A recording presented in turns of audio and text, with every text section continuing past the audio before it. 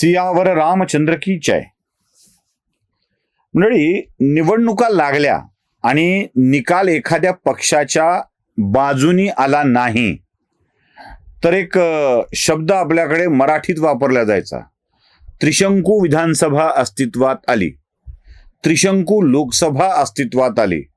म्हणजे देवेगौडा, व्ही.पी. सिंग, देवेगौडा यांच्या कारकिर्दीपासून पुढे आत्तापर्यंत 14 पर्यंत अशी त्रिशंकू लोकसभा असायची आणि महाराष्ट्राची विधानसभा ही त्रिशंकूच असायची. कारण कोणा एकाला बहुमत नाही अशी स्थिती म्हणजे त्रिशंकू. पुढे त्याला इंग्रजीत हंग पार्लमेंट असा शब्द आला. त्रिशंकू हा खरा मराठीतला शब्द. हा त्रिशंकू म्हणजे काय हे कळणं आवश्यक आहे. त्रिशंकू म्हणजे काय? ना धड बहुमताच्या बाजूनी ना विरोधी पक्षाच्या बाजूनी, मध्ये लटकत जे असतं ना ते त्रिशंकू असतं. तुम्ही म्हणाल कथा रामायणाची ऐकतोय की राजकारणाची? मी रामायणाचीच कथा सांगायला आलोय, फक्त उदाहरण यासाठी दिलं की पुढे तुमच्या सगळं लक्षात यावं म्हणून. हा त्रिशंकू शब्द कुठून आला ते तुमच्या लक्षात यावं म्हणून. शतानंद रामचंद्रांना विश्वामित्रांची ओळख करून देताना रामचंद्रांच्याच कुळातील एका राजाची आठवण करून देत आहेत. इक्ष्वाकू वंशातला हा राजा त्रिशंकू. हा त्रिशंकू राजा, त्याच्या मनामध्ये एक विषय होता की आपल्याला स्वर्गात जायचंय. म्हणजे फोटो लागून त्याच्यावर हार चढून काही किंवा वय लिहिलं म्हणजे स्वर्गात गेलं असं नव्हे. तसं स्वर्गात जायचं नाही. सदेह सशरीर स्वर्गात जायचं आहे. आणि हे करू शकेल असा महात्मा तो शोधतोय. त्याला हे ठाऊक होतं की वशिष्ठ आपल्याला नेऊ शकतील, म्हणून तो वशिष्ठांच्या मागे होता की सशरीर स्वर्गात जायचंय, सशरीर स्वर्गात जायचंय. पण वशिष्ठ काही असं सशरीर स्वर्गात जाण्याच्या बाजूनी नव्हते. कारण वशिष्ठांना मी कोण आहे, मी करू शकतो असं सांगायची सवय नव्हती. हा एका सातत्याने सशरीर स्वर्गात नेऊ शकणाऱ्या ऋषीच्या शोधामध्ये होता. आणि योगायोगाने वशिष्ठांसोबत वाद असलेल्या विश्वामित्रांची ओळख त्रिशंकूशी होते. आणि हा त्रिशंकू विश्वामित्रांना म्हणतो, माझे पुरोहित म्हणून, कुलगुरू म्हणून वशिष्ठांच्या विषयी माझ्या मनामध्ये जितका आदर आहे तितकाच आपल्याविषयी सुद्धा आदर आहे. कृपया मला सशरीर स्वर्गात नेण्याची व्यवस्था आपण करावी. आता या त्रिशंकूला सशरीर स्वर्गात नेण्यासाठी विश्वामित्र तयार होतात. कारण ही संधी असते, अशी संधी पुन्हा मिळणे नाही. कारण आपण जर नेलं इक्ष्वाकू वंशाच्या तर वशिष्ठांच्या पेक्षा अधिक शक्तिशाली आहोत हे आपल्याला सिद्ध करता येईल. मग काय, त्रिशंकूच्या सदेह शरीर स्वर्ग रवानाची तयारी सुरू होते. विश्वामित्र, आता ही कथा भली लांबलचक आहे, काय काय तपश्चर्या होते, कशी होते रामायणातली, मी तुम्हाला अगदी थोडक्यात सांगतोय. कारण लवकर करू म्हणत मी 3 भाग शतानंदांनी रामचंद्रांना करून दिलेल्या ओळखीत घालतोय. 30 मिनिटं तर आपण हीच कथा सांगतोय आणि आपल्याला फार पुढे लवकर जायचं आहे. तरी तुम्हाला मी तरी वेगवान पद्धतीनं सांगतोय. या त्रिशंकूला आपल्या साधनेच्या शक्तीच्या जोरावर थेट स्वर्गात घेऊन जाण्याचं काम विश्वामित्र करतात. आता विश्वामित्रांचं ब्रह्मर्षी प्राप्त करण्यासाठीचं तप, इकडं कुणी तपश्चर्या किरणा तिकडे इंद्राची लागते. तो थरथर कापूत लागतो. आता हे गेलं काय आपलं इंद्रपद जातं की काय त्याला वाटू लागतं. आणि इंद्राला सशरीर स्वर्गात त्रिशंकूला घेऊन आलाय याचा राग येतो. देवतांना देखील हे योग्य वाटत नाही आणि ते त्रिशंकूला स्वर्गातून हकलून लावतात. ते म्हणतात, तू इथे येऊ शकत नाहीस, तू जा. तो पृथ्वीवर येत नाही, तो स्वर्गात जात नाही, तो मध्ये लटकून राहतो. ना धड तो पृथ्वीवरचा होतो, कारण सशरीर स्वर्गात आलाय, पृथ्वीवर काहीच शिल्लक राहिलं नाही. स्वर्गातून त्याला हकलून दिलंय. स्वर्ग आणि पृथ्वी याच्यामध्ये तो अधांतरी लटकत राहतो. हे लटकत राहणं, हे अधांतरी राहणं अस्वस्थ करणारं असतं. ना धड बहुमताच्या बाजूनी, ना धड विरोधी पक्षाचा, मध्ये लटकत राहतं, तसं हे हंग पार्लमेंट, तशी ही हंग व्यवस्था, लटकती अधांतरी व्यवस्था.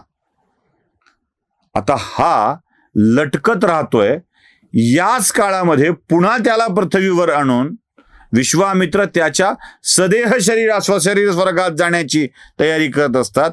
त्याच वेळी आपल्या कुलगुरूचा अपमान केला म्हणून वशिष्ठ चिडतात आणि याला शाप देतात त्रिशंकूला, आणि सांगतात की तुझं शरीर सगळं निळं होऊन जाईल, तू चांडाळ होऊन जाशील. आणि मग हा चांडाळ बनून फिरू लागतो. पुढे त्याचाही उद्धार झाल्याची कथा आहे, पण या कथेशी संबंध म्हणून तुम्हाला थोडक्यात मी सांगितली. आपल्या सगळ्याच गोष्टी वशिष्ठांवर कुरघोडी करण्यासाठी उपयोगाच्या ठरत नाहीत, हे बघितल्यावर चिडलेले विश्वामित्र पुन्हा एकदा तपश्चर्या करायला जातात. हे लक्षात घ्या, विश्वामित्र पुन्हा पुन्हा तपसाधना करायला जातात. शस्त्र आणून मारतो म्हणायला जात नाहीत, थांब जरा बोलून आणतो, भावाला बोलवतो, माणसं बोलवतो, असं करत नाहीत. पुन्हा तपसाधनेला जातात आणि ते यावेळी पुष्कर तीर्थामध्ये तपसाधना करायचा निर्णय घेतात. पुष्कर तीर्थामध्ये तपसाधना करत असताना देवलोकामध्ये यांच्या तपसाधनेमुळे एक हल्लगल्लोळ माजतो. कारण हा माणूस तर कुणालाही सशरीर स्वर्गात आणतोय तपसाधनेच्या जोरावर. उद्या स्वर्गात जर असं वाढायला लागलं, विजाशिवाय, मृत्यू नावाचा विजा मिळाल्याशिवाय स्वर्गात एंट्री मिळायला लागली तर काय होईल? प्रचंड लोकसंख्या स्वर्गाची वाढून जाईल. कुणी उद्या यांच्यासोबत स्वर्गात येऊन जाईल. स्पेशल विमानाचं परमिट मिळालं की कुणालाही घेऊन येता येऊ शकेल, असं होईल. त्यापेक्षा तो H1B1 विजाच रद्द केला पाहिजे. जो कोणी करतोय त्याला बाजूला केलं पाहिजे. मग अशी विश्वामित्र तपश्चर्या करून लोकांना सदेह शरीर स्वर्गात आणण्याची व्यवस्था करणार असतील तर या विश्वामित्रांची तपश्चर्याच भंग झाली पाहिजे, असं काहीतरी केलं पाहिजे, असं देवलोकात वाटू लागलं. तपश्चर्या भंग करायचा एकमेव मार्ग म्हणजे बाई. एकमेव मार्ग म्हणजे बाई. आजही तसंच आहे. भली भली माणसं बाईच्या नादानं बिघडतात. भली भली माणसं, दुसऱ्या बाईच्या, आपल्या बाईच्या नाही, मी बायको म्हणत नाही. दुसरी बाई आयुष्यात आली की भली भली माणसं बिघडतात. त्यामुळं या मोहिनी अस्त्राला आपल्यावर स्वार होऊ देऊ नका. काय त्या मोहिनीची भानगड अशी आहे ना, ती मोहिनी अस्त्र वापरलं आणि विष्णूनं अमृत सगळं देवाला देऊन टाकलं आणि हे बसले मोहिनीकडे बघत. असं होतं ते. अजून एकदा झालाय असाच खेळ.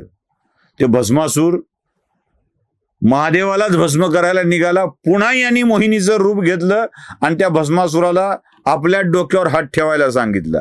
बाईनी सांगितलं आपल्या डोक्यावर हात ठेव. याला कळलंच नाही की आपण संपून जाऊ. ठेवला डोक्यावर आणि गेलो संपून. बाईचा नाद फार वाईट, फार वाईट.